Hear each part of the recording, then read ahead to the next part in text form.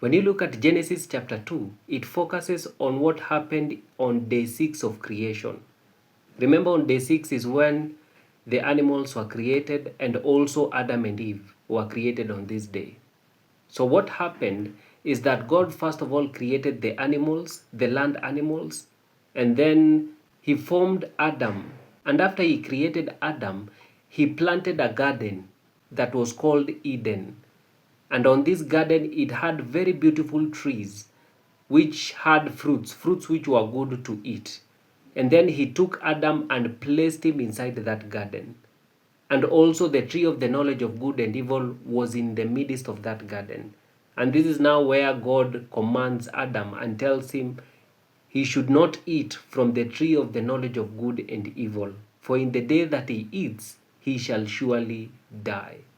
Now, when you look at now verse 18, this is now where God says, it is not good for man to be alone. I will make a suitable helper for him.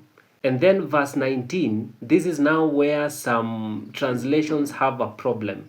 Because when you read the ESV, it says, out of the ground the Lord God had formed every beast of the field and every bird of the air, and brought them to Adam to see what he would call them.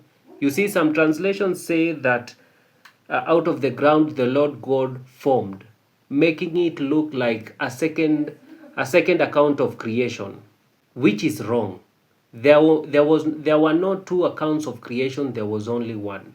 And of course, after Adam finished naming the animals, he saw that there was no animal that was comparable to him to be his helper. And this is now where God puts him in a deep sleep, takes one of his ribs, and creates a woman from it.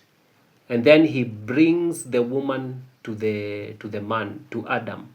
So it finishes in verse 25 where it says, and both of them were naked, the man and his wife, and were not ashamed.